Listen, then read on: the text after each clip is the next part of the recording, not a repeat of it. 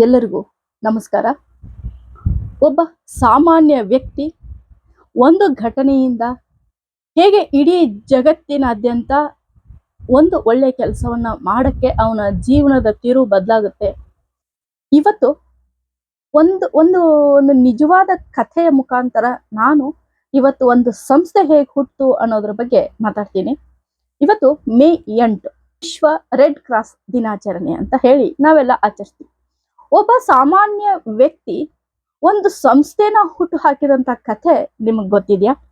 ಇಲ್ಲ ಅಂದ್ರೆ ಬನ್ನಿ, ನಾನ್ ನಿಮ್ಗೆ ಆ ಕಥೆ ರೆಡ್ ಕ್ರಾಸ್ ಸಂಸ್ಥೆ ಹೇಗೆ ಹುಟ್ಕೊತ್ತು, ಅದರ ಹಿನ್ನೆಲೆ ಏನು, ಎಲ್ಲವನ್ನ ನಿಮ್ ಜೊತೆ ಮಾತಾಡ್ತೀನಿ. ಬನ್ನಿ. ಜಗತ್ತಿನಾದ್ಯಂತ ಮೇ 8 ವಿಶ್ವ ರೆಡ್ ಕ್ರಾಸ್ ದಿನ ಅಂತ ಹೇಳಿ ಇಡೀ ವಿಶ್ವವೇ ಆಚರಿಸುತ್ತೆ. ಮಾನವೀಯತೆಯಿಂದ ಶಾಂತಿಯ ಕಡೆಗೆ ಎಂಬ ಧ್ಯೇಯ ವಾಕ್ಯದೊಂದಿಗೆ ಕಾರ್ಯಾಚರಿಸುವಂತ ಕಾರ್ಯವನ್ನ ಮಾಡುವಂತ ವಿಶ್ವ ರೆಡ್ ಕ್ರಾಸ್ ಸಂಸ್ಥೆ ಹುಟ್ಟು ಹಾಕಿದ ಒಬ್ಬ ಮಹಾನ್ ವ್ಯಕ್ತಿ ಶ್ರೀ ಹೆನ್ರಿ ಡ್ಯುನಾಂಟ್. ಇವರು ಹುಟ್ಟಿದ ದಿನಾನೇ ಮೇ 8. ಹೀಗಾಗಿ ಆ ದಿನದಿಂದನೇ ಆ ದಿನಕ್ಕೆ ವಿಶ್ವ ರೆಡ್ ಕ್ರಾಸ್ ದಿನಾಚರಣೆ ಅಂತ ಹೇಳಿ ಆಚರಿಸ್ತೀವಿ. ಕರ್ನಾಟಕದಲ್ಲಿ 1921ರಲ್ಲಿ ರೆಡ್ ಕ್ರಾಸ್ ಸಂಸ್ಥೆ ಹುಟ್ಕೊಂತು.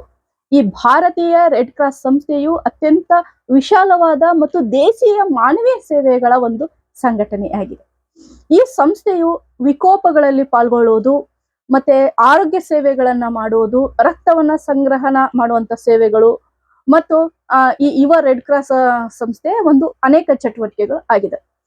ಒಟ್ಟಿನಲ್ಲಿ ಮೇ 8 ಪ್ರತಿಯೊಬ್ಬ ನಾಗರಿಕನು ತನ್ನ ಜೀವನ ಶೈಲಿಯ ಪುನರ್ ವಿಮರ್ಶೆ ಮಾಡಿ ಸಮಾಜದ ನೊಂದವರ ಮತ್ತು ರೋಗಿಗಳ, ದುರ್ಬಲ ವರ್ಗದವರ ಮತ್ತು ಶೋಷಿತರ ಸೇವೆಗಾಗಿ ಸಮರ್ಪಿಸಿಕೊಳ್ಳುವಂತ ಒಂದು ಸುದಿನ ಅಂದ್ರೆ ಈ ದಿನವನ್ನ ತಪ್ಪು ಅಂತ ಹೇಳಕ್ಕಾಗಲ್ಲ. ಮೇ 8 ವಿಶ್ವ ರೆಡ್ ಕ್ರಾಸ್ ದಿನ ಅಂತ ಮೇಲ್ನೋಟಕ್ಕೆ ಅನ್ಸಿದ್ರು ನಾವು ನೀವೆಲ್ಲರೂ ಇವತ್ತು ದುರ್ಬಲರ ಮತ್ತು ಶೋಷಿತರ ಒಂದು ಸೇವೆಗಾಗಿ ನಮ್ಮ ದಿನವನ್ನ ಮುಡುಪಿಡೋಣ ಅಂತ ಹೇಳ್ಬೋದು. ರೆಡ್ ಕ್ರಾಸ್ ಸಂಸ್ಥೆಯ ಉಗಮ ಹೇಗಾಯ್ತು, ಅದರ ಹಿನ್ನೆಲೆ ಏನು ಅನ್ನೋದ್ರ ಬಗ್ಗೆ ನಾವು ತಿಳಿತಾ ಹೋಗೋಣ. 1859ರಲ್ಲಿ ಇಟಲಿ, ಫ್ರಾನ್ಸ್ ಮತ್ತು ಆಸ್ಟ್ರಿಯಾ ದೇಶಗಳ ನಡುವೆ ನಡೆದ ಯುದ್ಧದಲ್ಲಿ ಗಾಯಗೊಂಡ ಗಾಯಾಳುಗಳಿಗೆ ಚಿಕಿತ್ಸೆ ನೀಡುವಂತ ಒಂದು ಸ್ವಯಂ ಸೇವೆ ಸಂಸ್ಥೆ. 1859ರಲ್ಲಿ ಇಟಲಿ, ಫ್ರಾನ್ಸ್ ಹಾಗೂ ಆಸ್ಟ್ರಿಯಾ ದೇಶಗಳ ನಡುವೆ ನಡೆದಂತ ಯುದ್ಧದಲ್ಲಿ ಗಾಯಗೊಂಡ ಗಾಯಾಳುಗಳಿಗೆ ಚಿಕಿತ್ಸೆ ನೀಡುವಂತ ಒಂದು ಸ್ವಯಂ ಸೇವಾ ಸಂಸ್ಥೆಯಾದ ರೆಡ್ ಕ್ರಾಸ್ ಅನ್ನ 1863ರಲ್ಲಿ ಹೆನ್ರಿ ಡ್ಯುನಾಂಟ್ ಅನ್ನೋರು ಸ್ಥಾಪನೆ ಮಾಡ್ತಾರೆ. ನಂತರ ಇದು ಅಂತಾರಾಷ್ಟ್ರೀಯ ರೆಡ್ ಕ್ರಾಸ್ ಸಂಸ್ಥೆ, ಅಂತಾರಾಷ್ಟ್ರೀಯ ರೆಡ್ ಕ್ರಾಸ್ ಒಕ್ಕೂಟ ಹಾಗೂ ರೆಡ್ ಕ್ರಾಸ್ ಸಂಸ್ಥೆಯಾಗಿ ಇಡೀ ಪ್ರಪಂಚದಾದ್ಯಂತ ಸ್ಥಾಪನೆ ಆಯಿತು. ಈ ರೆಡ್ ಕ್ರಾಸ್ ಸಂಸ್ಥೆಯ ಉಗಮ ಇದೆಯಲ್ಲ, ಇದರ ಒಂದು ಹುಟ್ಟು ಇದೆಯಲ್ಲ, ಮಾನವ ಇತಿಹಾಸದಲ್ಲೇ ಒಂದು ಕುತೂಹಲಕಾರಿ ಅಧ್ಯಾಯ. ಜೂನ್ 24, 1859ರಲ್ಲಿ ನಡೆದ ಒಂದು ಅಮಾನವೀಯ ಮತ್ತು ಭೀಕರ ಯುದ್ಧದ ರಣರಂಗ ಈ ರೆಡ್ ಕ್ರಾಸ್ ಸಂಸ್ಥೆಯ ಉಗಮಕ್ಕೆ ನಾಂದಿಯಾಯಿತು. ಅಂದ್ರೆ 3 ದೇಶಗಳ ಸೈನಿಕರು, ಒಂದು ಫ್ರಾನ್ಸು, ಒಂದು ಇಟಲಿ ಮತ್ತು ಇನ್ನೊಂದು ಆಸ್ಟ್ರಿಯಾ ಸೈನಿಕರು ಆ ರಣರಂಗದಲ್ಲಿ ಹೋರಾಡ್ತಾ ಇದ್ರು. 3 ಲಕ್ಷಕ್ಕೂ ಅಧಿಕ ಸೈನಿಕರು ಆ ಯುದ್ಧದಲ್ಲಿ ಕಾದಾಡ್ತಾ ಇದ್ರು. 1859 ಜೂನ್ 24ರಲ್ಲಿ ಸೆಲ್ಫೆರಿನೋ ಅನ್ನುವಂತ ಪ್ರದೇಶದಲ್ಲಿ ನಡೆದ ಈ ಯುದ್ಧ ಸುಮಾರು 15 ಗಂಟೆಗಳ ಕಾಲ ನಡೆಯಿತು. ಯುದ್ಧ ಮುಗಿದಾಗ ರಣರಂಗದ ತುಂಬಾ ಸತ್ತ ಹಾಗೂ ಗಾಯಗೊಂಡ ದೇಹಗಳು ಚೆಲ್ಲಾಪಿಲ್ಲಿಯಾಗಿ ಬಿದ್ದಿದ್ದು. ಆ ದಿನಗಳಲ್ಲಿ ಚಿಕಿತ್ಸೆಗೆ ಲಭ್ಯವಿದ್ದ ಆಸ್ಪತ್ರೆಗಳು ಹಾಗೂ ವೈದ್ಯರು ತುಂಬಾ ಕಡಿಮೆ ಜನ. ರಕ್ತ ಸಿಕ್ತ ರಣರಂಗದಲ್ಲಿ ಸೈನಿಕರು ನೋವಿನಿಂದ ಚೀರಾಡ್ತಾ ಇದ್ರು. ಸಹಾಯ ಹಸ್ತ ನೀಡಲು ಕೈಗಳೇ ಇರಲಿಲ್ಲ. ಸತ್ತ ಮೃತ ದೇಹಗಳನ್ನ ಸಾಗಿಸಲು ಮತ್ತು ಬದುಕಿ ಉಳಿದ ಗಾಯಾಳು ಸೈನಿಕರನ್ನ ಕಾಪಾಡಲು ಯಾರೂ ಇರಲಿಲ್ಲ. ಆ ವೈದ್ಯಕೀಯ ಸಹಾಯ ಸ್ವಲ್ಪ ಪ್ರಮಾಣದಲ್ಲಿ ಮಾತ್ರ ಇತ್ತು. ಸ್ವಿಟ್ಜರ್ಲೆಂಡ್ ದೇಶದ ವ್ಯಾಪಾರಿ ಹೆನ್ರಿ ಡ್ಯುನಾಂಟ್ ಎಂಬಾತ ಈ ಯುದ್ಧ ರಂಗದ ಬಳಿ ಹಾದು ಹೋಗ್ತಾ ಇದ್ದ. ಈ ಭಯಾನಕ ರಣರಂಗದ ಒಂದು ರಕ್ತದೋಕಳಿ, ಅಲ್ಲಿ ನೋವು ಕಿರ್ಚಾಟ ಕಂಡು ಅವನ ಮನಸ್ಸು ಮಮ್ಮಲವಾಗಿ ಮರಗದೆ. ಸೂರ್ಯ ಮುಳುಗೋ ಹೊತ್ತಲ್ಲಿ ಬಂದಿದ್ದಂತ ಈ ಡ್ಯುನಾಂಟ್ ಮರುದಿನ ಸೂರ್ಯೋದಯ ಆಗುವಷ್ಟರಲ್ಲಿ ಎಲ್ಲ ಗಾಯಾಳುಗಳನ್ನ ಅಲ್ಲಿರುವಂತ ಸುತ್ತಮುತ್ತ ಪ್ರದೇಶ, ಮಸೀದಿ ಇರ್ಬೋದು, ಚರ್ಚ್ ಇರ್ಬೋದು, ಹಾಗೆ ಇನ್ನೊಂದಿಷ್ಟು ಪ್ರದೇಶಗಳಲ್ಲಿ ಆ ಗಾಯಾಳುಗಳನ್ನ ಸಾಗಿಸಿ ಅವರಿಗೆ ಚಿಕಿತ್ಸೆಯನ್ನ ನೀಡಲು ಮುಂದಾಗ್ತಾರೆ. ಒಬ್ಬ ವ್ಯಾಪಾರಿ ಈ ಎಲ್ಲ ದೃಶ್ಯಗಳನ್ನ ಕಂಡಾಗ ಅವ್ರ ಮನಸ್ಸು ಮಮ್ಮಲನ ಮರುಗುತ್ತೆ. ತಮ್ಮ ಒಬ್ಬರ ಕೈಯಿಂದನೇ ಇದು ಸಾಧ್ಯ ಇಲ್ಲ ಅಂತ ಅನ್ಕೊಂಡು ಸುತ್ತಮುತ್ತ ಜನರ ಒಂದು ಸಹಾಯವನ್ನ ಪಡೆದು ಆ ಗಾಯಾಳುಗಳನ್ನ ಚರ್ಚ್ ಆಗ್ಬೋದು, ಮಸೀದಿ ಆಗ್ಬೋದು, ಮಂದಿರ ಆಗ್ಬೋದು, ಆಶ್ರಮ ಇರ್ಬೋದು, ಆಸ್ಪತ್ರೆ ಇರ್ಬೋದು, ಎಲ್ಲ ಕಡೆ ಆ ರೋಗಿಗಳಿಗೆ ಅವರನ್ನ ಇರಿಸಿ ಅಲ್ಲಿ ಚಿಕಿತ್ಸೆಯನ್ನ, ಉಪಚಾರವನ್ನ ಮಾಡ್ತಾರೆ. ಹೆನ್ರಿ ಡುನಾಂಟ್ ಒಬ್ಬ ಪಕ್ಕಾ ವ್ಯಾಪಾರಿ, ಆದರೆ ಮಾನವೀಯತೆಯಿಂದ ನೋಡಿದ್ರೆ ಅವನ ವ್ಯಾಪಾರದ ಬುದ್ಧಿ ಅಲ್ಲಿ ಯಾವುದು ಕೆಲಸ ಮಾಡೋದಿಲ್ಲ. ಅಜ್ಮೀರಿಯಾದಲ್ಲಿ ಕಾರ್ ಮಿಲ್ಗಳನ್ನ ಪ್ರಾರಂಭ ಮಾಡಬೇಕು ಅಂತ ಅನುಮತಿ ಪಡೆಯಲು ಅವನು ನೆಪೋಲಿಯನ್ ದೊರೆಯನ್ನು ಕಾಣಲು ಬಂದಿದ್ನು. ತಾನು ನಡೆಯುತ್ತಾ ಇದ್ದ ದಾರಿಯಲ್ಲಿನ ಈ ರಣರಂಗ, ಈ ಮಾರಣಾಂತಿಕ ದೃಶ್ಯವನ್ನ ಕಂಡು ಅವನ ಮನಸ್ಸು ತುಂಬಾ ಮರುಗುತ್ತೈತಿ. ಆ ಸೈನಿಕರ ನೋವಿಗೆ ಅವನು ತಕ್ಷಣ ಸ್ಪಂದಿಸ್ತಾನೆ. ಆ ಸೈನಿಕರಿಗೆ ಪ್ರಾಥಮಿಕ ಚಿಕಿತ್ಸೆಯನ್ನ ನೀಡಲು ಪೂರಕವಾಗಿರುವಂತ ಸ್ವಯಂ ಸೇವಕ ತಂಡವನ್ನ ತಯಾರ ಮಾಡ್ತಾನೆ. ಆಮೇಲೆ ಯಾವುದೇ ದೇಶ, ಜಾತಿ, ಮತ, ಕುಲ, ಗೋತ್ರ, ಬಣ್ಣ, ಧರ್ಮ ಇದು ಯಾವುದು ಭೇದ ಮಾಡದೇನೆ ದೇಶದ ಎಲ್ಲ ಗಾಯಾಳುಗಳಿಗೆ ಉಪಚರಿಸುವಂತ ಮಾನವೀಯತೆಯನ್ನು ಅವನು ಆ ದಿನ ಮೆರಿತಾನೆ. ದಿನ ಕಳೆದಂತೆ ಜನ ಎಲ್ಲಾನು ಮರೆತು ಬಿಡ್ತಾರೆ. ಆದ್ರೆ ಹೆನ್ರಿ ಡುನಾಂಟ್ ಮಲಗಿದ್ರೆ ಸಾಕು, ಅವನ ಕನಸಲ್ಲಿ ಬೆಚ್ಚಿ ಬೀಳುವಂತ ಈ ಯುದ್ಧದ ಭೀಕರತೆ ಅವನನ್ನ ಮಲಗಕ್ಕೆ ಬಿಡುವುದೇ ಇಲ್ಲ. ಹಗಲು ರಾತ್ರಿ ಯುದ್ಧದ ಬಗ್ಗೆನೇ ಯೋಚನೆ ಮಾಡ್ತಾ ಇದ್ದಾನೆ. ಇದಕ್ಕೆ ಒಂದು ಶಾಶ್ವತವಾದ ಒಂದು ಪರಿಹಾರ ನೀಡಬೇಕು ಅಂತ ಹೇಳಿ ಅವನ ದೃಢ ಮನಸ್ಸಿನಿಂದ ಕೆಲಸವನ್ನು ಮಾಡಕ್ಕೆ ಮುಂದಾಗ್ತಾನೆ.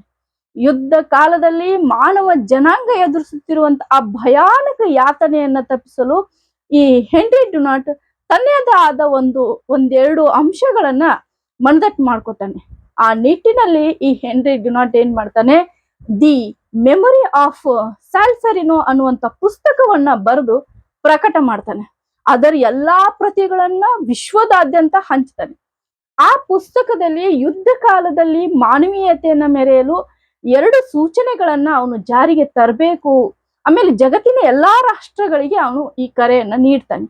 ಆ ಪ್ರಮುಖವಾದ ಅಂಶಗಳು ಯಾವುವು ಅಂತಂದ್ರೆ, ಅಂತಾರಾಷ್ಟ್ರೀಯ ಸ್ವಯಂ ಸೇವಕರ ಸಂಘಟನೆಯನ್ನ ಎಲ್ಲಾ ರಾಷ್ಟ್ರಗಳು ಶಾಂತಿ ಕಾಲದಲ್ಲಿ ಪ್ರತಿಷ್ಠಾಪನೆ ಮಾಡಬೇಕು. ಇದರಲ್ಲಿ ಸ್ವಯಂ ಸೇವಕರ ತಂಡವು ಯುದ್ಧ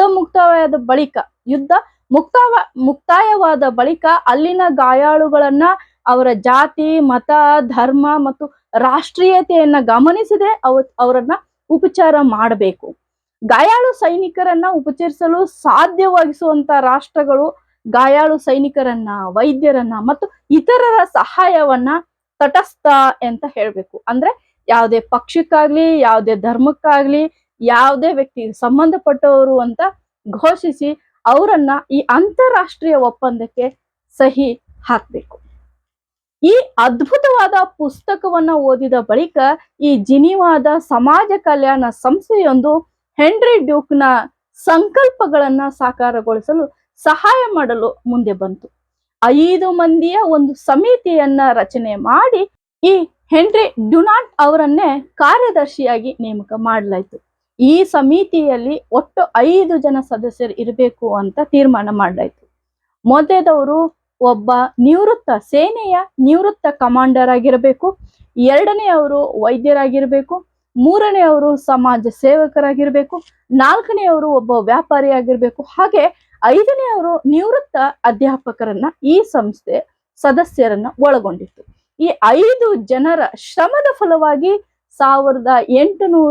1863 ಅಕ್ಟೋಬರ್ 26ರಂದು ಜಿನಿವಾದಲ್ಲಿ ಅಂತಾರಾಷ್ಟ್ರೀಯ ಸಮ್ಮೇಳನ ನಡೆದು 16 ರಾಷ್ಟ್ರಗಳ ವಿವಿಧ ಆಮಂತ್ರಿಕರು ಇದರಲ್ಲಿ ಪಾಲ್ಗೊಂಡು ಗಾಯಗೊಂಡ ಸೈನಿಕರ ಸಹಕಾರ ಸಂಸ್ಥೆ ಎಂಬ ಹೆಸರಿನಲ್ಲಿ ಅಂತಾರಾಷ್ಟ್ರೀಯ ಸಂಸ್ಥೆಯನ್ನು ಸ್ಥಾಪಿಸಲು ಈ ಸಮ್ಮೇಳನಗಳಲ್ಲಿ ತೀರ್ಮಾನ ಮಾಡಲಾಯಿತು. ಮುಂದೆ ಇದೇ ಸಂಸ್ಥೆ ರೆಡ್ ಕ್ರಾಸ್ ಸಂಸ್ಥೆ ಎಂಬ ಹೆಸರಿನಿಂದ ಕರೆಯಲ್ಪಟ್ಟಿತು. ಹೀಗೆ ಒಬ್ಬ ವ್ಯಾಪಾರಿಯಾಗಿದ್ದ ಹೆನ್ರಿ ಡುನಾಂಟ್ ಈ ಅಂತಃಕರಣ, ಆತನ ಅಂತಃಕರಣದ ಹೃದಯದಿಂದ ಮತ್ತು ಅವನ ಪರಿಶ್ರಮದ ಫಲವಾಗಿ ಅಂತಾರಾಷ್ಟ್ರೀಯ ರೆಡ್ ಕ್ರಾಸ್ ಸಂಸ್ಥೆ ಉದಯ ಆಯ್ತು. ಈ ಹೆನ್ರಿ ಡುನಾಂಟ್ ಯಾರು ಅನ್ನುವಂತ ಪ್ರಶ್ನೆ ನಮ್ಗೆ ನಿಮ್ಗೆಲ್ಲ ಬರಬಹುದು. ಇವರು ಸ್ವಿಟ್ಜರ್ಲೆಂಡ್ ದೇಶದ ಜಿನಿವಾದಲ್ಲಿ 1828 ಮೇ 8ರಂದು ಜನಿಸಿದ್ದಾರೆ. ಇವರ ತಂದೆ ಜೀನ್ ಜಾಕ್ ಡುನಾಂಟ್ ಒಬ್ಬ ವ್ಯಾಪಾರಿ ಮತ್ತು ಸಮಾಜ ಸೇವಕರು. ಇವರ ತಾಯಿ ಬಹಳ ಧಾರ್ಮಿಕ ಭಕ್ತೆ ಕೂಡ. ಇವರಿಬ್ಬರ ಗುಣವನ್ನ ಮೇಳೈಸಿಕೊಂಡಿರುವಂತಹ ಹೆನ್ರಿ ಡುನಾಂಟ್ ವ್ಯಾಪಾರದ ಜೊತೆಗೆ ಮಾನವೀಯತೆಯನ್ನು ಕೂಡ ಹೆಚ್ಚಿಗೆ ಬೆಳೆಸ್ಕೊಂಡಿದ್ದ. ಎಳೆಯ ಒಂದು ವಯಸ್ಸಿನಲ್ಲೇ ಬಡವರಿಗೆ, ರೋಗಿಗಳಿಗೆ ಮತ್ತೆ ವೃದ್ಧರಿಗೆ ಔಷಧದ ಸಹಾಯ ಮತ್ತೆ ಇತರ ಆಹಾರವನ್ನ ನೀಡುವಂತ ಸಹಾಯ ಇತ್ಯಾದಿ ಕೆಲಸಗಳನ್ನ ಅವನು ರೂಢಿಸ್ಕೊಂಡಿದ್ದ. ಕಾಲೇಜು ವಿದ್ಯಾರ್ಥಿ ಆಗಿದ್ದಾಗಿನಿಂದಲೂ ಡುನಾಂಟ್ ಒಬ್ಬ ಪ್ರತಿಭಾವಂತ ವಿದ್ಯಾರ್ಥಿ ಅಂತ ಹೇಳ್ಬೋದು. ಜೊತೆಗೆ ಮಾನವೀಯತೆಯ ಕಳಕಳಿ ಇರುವಂತ ಧಾರ್ಮಿಕ ಚರ್ಚೆಗಳಲ್ಲಿ ಇವನು ಆಸಕ್ತಿಯನ್ನ ಹೊಂದಿದ್ದ. ಆಮೇಲೆ ಬಡವರಿಗೆ, ರೋಗಿಗಳಿಗೆ, ನೊಂದವರಿಗೆ ಸಾಂತ್ವನ ಹೇಳುವಲ್ಲಿ ಇವನು ಹೆಚ್ಚು ಆಸಕ್ತಿಯನ್ನ ಹೊಂದಿದ್ದ. ತನ್ನ ಜೀವನದ ಹೆಚ್ಚಿನ ಸಮಯವನ್ನ ಯುದ್ಧ ಕೈದಿಗಳ ಕಲ್ಯಾಣಕ್ಕಾಗಿ, ಸಮುದ್ರದಲ್ಲಿ ಗಾಯಗೊಂಡ ಜನರಿಗಾಗಿ ಸೇವೆ ಮಾಡುವುದರಲ್ಲಿ ತನ್ನ ಜೀವನದ ಬಹಳಷ್ಟು ಸಮಯವನ್ನ ಇವನು ಕಳೆದ ಅಂತ ಹೇಳ್ಬೋದು. 1859 ಸೆಲೆರಿನೋ ಯುದ್ಧ ಡ್ಯುನಾಂಟ್ನ ಜೀವನದ ಒಂದು ದಿಕ್ಕನ್ನ ಬದಲಾಯಿಸಿತು. ಮೂಲತಃ ವ್ಯಾಪಾರಿಯಾಗಿದ್ರು ವ್ಯಾವಹಾರಿಕತೆಗಿಂತ ಮಾನವೀಯತೆಯನ್ನ ಹೆಚ್ಚು ಇವರು ಒತ್ತು ನೀಡಿದ್ದರ ಒಂದು ಫಲವಾಗಿ ಈ ರೆಡ್ ಕ್ರಾಸ್ ಸಂಸ್ಥೆ ಉದಯ ಆಯಿತು. ಪರೋಕ್ಷವಾಗಿ ಈ ರೆಡ್ ಕ್ರಾಸ್ ಸಂಸ್ಥೆ ಉದಯಕ್ಕೆ ಇವರೇ ಕಾರಣೀಭೂತರಾದರು. 1901ರಲ್ಲಿ ಹೆನ್ರಿ ಡುನಾಂಟ್ ವಿಶ್ವದ ಅತ್ಯುನ್ನತ ಗೌರವವಾದ ನೊಬೆಲ್ ಶಾಂತಿ ಪುರಸ್ಕಾರಕ್ಕೆ ಪ್ರಪ್ರಥಮವಾಗಿ ಇವರಿಗೆ ಸಿಗುತ್ತೆ. ರೆಡ್ ಕ್ರಾಸ್ ಸಂಸ್ಥೆ ಅಂತಾರಾಷ್ಟ್ರೀಯ ಸಮಿತಿಯು ಹೆನ್ರಿ ಡುನಾಂಟ್ ಅವರ ಬಗ್ಗೆ ಜಿನಿವಾದಿಂದಲೇ ಒಂದು ಕಳಿಸಿದಂತ ಸಂದೇಶ ಈ ರೀತಿ ಇದೆ. ಈ ಸಂದೇಶ ತುಂಬಾ ಅದ್ಭುತವಾಗಿದೆ, ಕೇಳಿಸ್ಕೊಳ್ಳಿ. ಇಂಥ ಘನವಾದ ಗೌರವಕ್ಕೆ ನಿಮ್ಮಂತೆ ಪಾತ್ರರಾದವರು ಬೇರೆ ಯಾರೂ ಇಲ್ಲ. 40 ವರ್ಷಗಳ ಸತತ ಪರಿಶ್ರಮದಿಂದ ಈ ಅಂತಾರಾಷ್ಟ್ರೀಯ ಸಂಘಟನೆಯನ್ನ ಯುದ್ಧ ರಂಗದಲ್ಲಿನ ಗಾಯಾಳುಗಳ ಪರಿಹಾರಕ್ಕಾಗಿ ನೀವು ಆರಂಭಿಸಿದಿರಿ. ನೀವಿಲ್ಲದಿದ್ದರೆ 19ನೇ ಶತಮಾನದ ಸರ್ವೋಚ್ಚ ಮಾನವೀಯ ಸಾಧನೆಯಾದ ರೆಡ್ ಕ್ರಾಸ್ ಸಂಸ್ಥೆ ಉದಯಿಸುತ್ತಿರಲಿಲ್ಲ. ತನ್ನ ಜೀವನದ ಕೊನೆ ಕ್ಷಣದಲ್ಲಿಯೂ ಕೂಡ ಹೆನ್ರಿ ಡುನಾಂಟ್ ಬಡ ರೋಗಿಗಳ ಒಂದು ಸೇವೆ ಮಾಡುತ್ತಾ ಆಸ್ಪತ್ರೆಯಲ್ಲೇ ಇದ್ದರು. ಹೀಗೆ ಶ್ರೀಮಂತನಾದರೂ ಬಡವರ ಜೊತೆಗೆ ಬದುಕಿದ ರೆಡ್ ಕ್ರಾಸ್ ಸಂಸ್ಥೆಯ ಸಂಸ್ಥಾಪಕ ಹೆನ್ರಿ ಡುನಾಂಟ್ ಅವರು ಅಕ್ಟೋಬರ್ 30, 1910ರಂದು ಫ್ರೆಡನ್ ನಗರದಲ್ಲಿ ಮರಣವನ್ನ ಹೊಂದಿದ್ರು.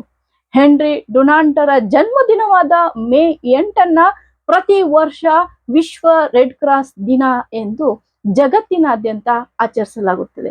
ಹೆನ್ರಿ ಡುನಾಂಟ್ ತನ್ನ ಜೀವನದ ಉದ್ದೇಶವನ್ನ ತುಂಬಾ ಸರಳವಾದ 3 ಶಬ್ದಗಳಲ್ಲಿ ಬರೀತಾರೆ. ಜನತೆಯಿಂದ ಜನತೆಗೆ ನೆರವು. ನೋಡಿ ಎಷ್ಟು ಚೆನ್ನಾಗಿದೆ, ಜನತೆಯಿಂದ ಜನತೆಗೆ ನೆರವು. ರೆಡ್ ಕ್ರಾಸ್ ಸಂಸ್ಥೆಯ ಧ್ಯೇಯಗಳಲ್ಲಿ ಈ ಶಬ್ದಗಳ ವಿವರಣೆಯನ್ನ ನೀಡ್ತವೆ. ಒಟ್ಟಿನಲ್ಲಿ ಈ ರೆಡ್ ಕ್ರಾಸ್ ಸಂಸ್ಥೆ ತನ್ನ ಸೇವಾ ಕಾರ್ಯಗಳಿಂದ ಜಾಗತಿಕವಾಗಿ ಒಂದು ಆಶಾ ಕಿರಣವಾಗಿ ಹೊರಹೊಮ್ಮಿದೆ. ರೆಡ್ ಕ್ರಾಸ್ ಸಂಸ್ಥೆ ಸಾರ್ವಕಾಲಿಕ ಸಂಸ್ಥೆಯಾಗಿ ಹೊರಹೊಮ್ಮಿ ಯುದ್ಧ ಕಾಲದಲ್ಲಿ ಮತ್ತು ಶಾಂತಿ ಕಾಲದಲ್ಲಿ ನಿರಂತರವಾಗಿ ಶಾಂತಿ ಪ್ರಕ್ರಿಯೆಗಳನ್ನ ನಡೆಸುತ್ತಲೇ ಇದ್ದು ವಿಶ್ವ ಶಾಂತಿಗೆ ಮುನ್ನಡಿಯನ್ನ ಬರಿತಾ ಇದೆ. ಈ ರೆಡ್ ಕ್ರಾಸ್ ಸಂಸ್ಥೆಯ ಮೂಲ ತತ್ವ ಏನಂದ್ರೆ ಮಾನವೀಯತೆಯಿಂದ ಶಾಂತಿಯ ಕಡೆಗೆ ಅನ್ನುವಂತ ಮೂಲ ಧ್ಯೇಯವಾಕ್ಯದೊಂದಿಗೆ ತನ್ನ ಕಾರ್ಯಾಚರಣೆಯನ್ನ ಅಂದಿನಿಂದ ಇಂದಿನವರೆಗೂ ಮುನ್ನಡೆಸ್ಕೊಂಡು ಬರ್ತಾನೆ ಇದೆ. ಮಾನವೀಯತೆಯಿಂದ ಶಾಂತಿಯ ಕಡೆಗೆ ಎಂಬ ಧ್ಯೇಯ ವಾಕ್ಯದೊಂದಿಗೆ ಜಗತ್ತಿನಾದ್ಯಂತ ತನ್ನ ಕಾರ್ಯವ್ಯಾಪ್ತಿಯನ್ನ ಹೊಂದಿರುವಂತ ರೆಡ್ ಕ್ರಾಸ್ ಸಂಸ್ಥೆ ತನ್ನ ಸಂಸ್ಥಾಪಕ ಹೆನ್ರಿ ಡುನಾಂಟ್ ನನ್ನ ಸ್ಮರಿಸುವ ಉದ್ದೇಶದಿಂದಲೇ ಈ ದಿನವನ್ನ ಅಂದ್ರೆ ಮೇ 8 ಅಂತಾರಾಷ್ಟ್ರೀಯ ರೆಡ್ ಕ್ರಾಸ್ ದಿನ ಅಂತ ಹೇಳಿ ಜಗತ್ತಿನಾದ್ಯಂತ ಆಚರಿಸ್ತೀವಿ. ಈ ನಾವೆಲ್ಲರೂ ಸೇರಿ ಈ ಯಾವುದೇ ದೇಶ, ಜಾತಿ, ಮತ, ಜನಾಂಗ, ಕುಲ, ಗೋತ್ರ, ವರ್ಣ ಯಾವುದೇ ರೀತಿಯ ಭೇದ ಭಾವಗಳನ್ನ ಮೆಟ್ಟಿ ನಿಂತು ವಿಶ್ವ ಭಾತೃತ್ವದ ಮತ್ತು ವಿಶ್ವ ಶಾಂತಿಯ ಸಂದೇಶವನ್ನ ಜಗತ್ತಿಗೆ ಸಾರಿದಲ್ಲಿ ಅದುವೇ ಆ ಮಹಾನ್ ವ್ಯಕ್ತಿಗೆ, ಆ ಮಹಾನ್ ಚೇತನಕ್ಕೆ, ಆ ಮಹಾನ್ ವ್ಯಕ್ತಿತ್ವಕ್ಕೆ ನೀಡುವಂತ ಬಹುದೊಡ್ಡ ಗೌರವ ಅಂತ ಹೇಳಿದ್ರು ತಪ್ಪಾಗಲಾರದು. ಎಲ್ಲರಿಗೂ ಈ ಅಂತಾರಾಷ್ಟ್ರೀಯ ರೆಡ್ ಕ್ರಾಸ್ ಸಂಸ್ಥೆಯ ದಿನಾಚರಣೆಯ ಶುಭಾಶಯಗಳು. ನೀವೆಲ್ಲರೂ ಸೇರಿ ಒಳ್ಳೆಯ ಕೆಲಸವನ್ನ ಮಾಡೋಣ, ಒಳ್ಳೆಯ ಸ್ವಾಸ್ಥ್ಯ ಸಮಾಜದ ನಿರ್ಮಾಣಕ್ಕೆ ಕೈ ಜೋಡಿಸೋಣ. ಎಲ್ಲರಿಗೂ ಧನ್ಯವಾದಗಳು. ಈ ವಿಡಿಯೋ ನಿಮ್ಗೆ ಇಷ್ಟ ಆದ್ರೆ ಲೈಕ್ ಮಾಡಿ, ನಿಮ್ಮ ಸ್ನೇಹಿತರಿಗೂ ಕೂಡ ಇದನ್ನ ಶೇರ್ ಮಾಡಿ. ಇನ್ನು ಯಾರು ನನ್ನ ಚಾನೆಲ್ನ ಸಬ್ಸ್ಕ್ರೈಬ್ ಮಾಡ್ಕೊಂಡಿಲ್ವೋ ಸಬ್ಸ್ಕ್ರೈಬ್ ಮಾಡ್ಕೊಳ್ಳಿ. ಎಲ್ಲರಿಗೂ ಧನ್ಯವಾದ. ಯೂಟ್ಯೂಬ್ ಚಾನೆಲ್ಗೆ ಸಬ್ಸ್ಕ್ರೈಬ್ ಮಾಡಿ, ಲೈಕ್ ಮಾಡಿ, ಕಮೆಂಟ್ ಮಾಡಿ, ಶೇರ್ ಮಾಡಿ.